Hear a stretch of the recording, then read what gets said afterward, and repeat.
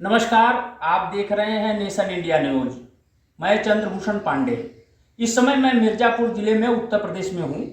यहाँ पे श्री राम मंदिर पे आया हुआ हूँ और यहाँ पे हमारे साथ पंडित हरिकृष्ण महाराज जी हैं, जो श्रीमद् भागवत के कथावाचक हैं और इनके पास काफ़ी प्रसिद्धि है इस मामले में कथावाचक के तौर पे। आज श्री राम मंदिर में हम लोग पहुँचे हुए हैं और श्री राम जी के बारे में ही बात करेंगे। दशहरा का शुभ अवसर है। हम पंडित जी से इन्हीं चीज़ों के बारे में बात करेंगे कि दशहरा क्यों मनाया जाता है और भक्ति के रास्ते कितने हैं प्रभु से मिलने का।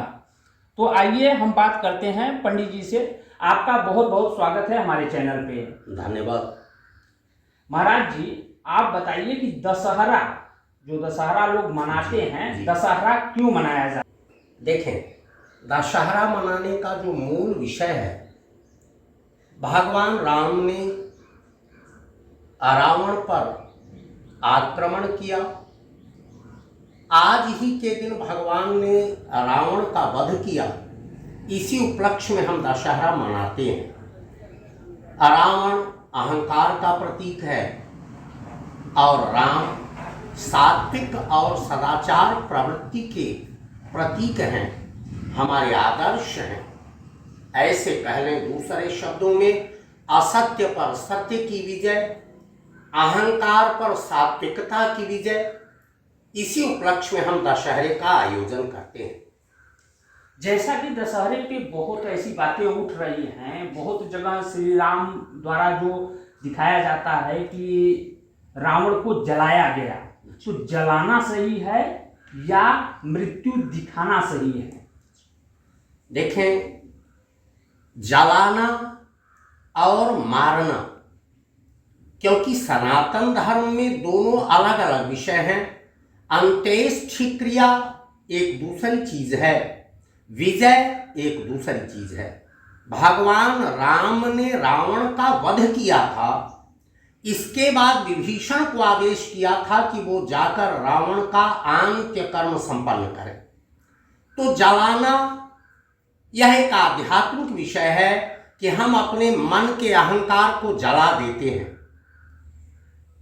प्रत्यक्ष में रावण के शरीर को जलाना मेरे विचार से यह रामचरितमानस या श्री वाल्मीकि रामायण के अनुरूप उचित नहीं है। उसका वध ही समीचीन है। उचित वध ही दिखाना उचित होता है। ये जो जलाया जाता है श्री राम द्वारा, ये उचित ये नहीं है।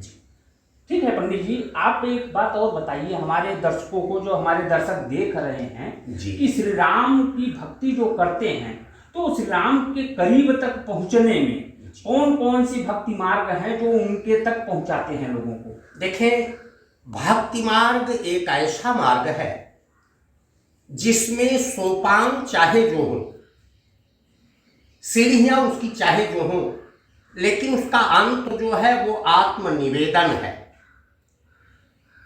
प्रथम भगति संतन कर संगा, दूसर मम रति कथा प्रसंगा। भागवत जी के अनुसार श्रवणम कीर्तनम विष्णु स्मरणम पाद सेवनम अर्चनम वंदनम दास्यम सख्यम आत्मनिवेदनम। यह तो जीव का पुरुषार्थ है कि वो सीढ़ी सीढ़ी चढ़े। इसका एक मार्ग और है, ईश्वर कृपा।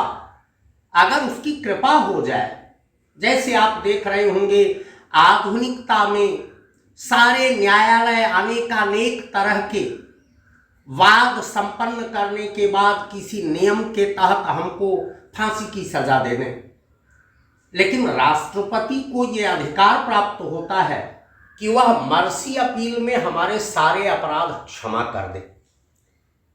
परमात्मा का वर्णन आता है, रोम रोम तह व्यापय कोटि कोटि ब्रह्मांड। इतने बड़े राष्ट्रपति, राष्ट्रपतियों का भी जो राष्ट्रपति है, उसकी कृपा हो जाए तो हमें अपनी ओर से कोई पुरुषार्थ नहीं करना है, कुछ नहीं करना है, केवल उसकी कृपा हो जाए। और ये तभी हो सकता है जब हम में दास्य भाव, सख्य भाव और आत्मनिवेदन का भाव प्रकट हो जाए।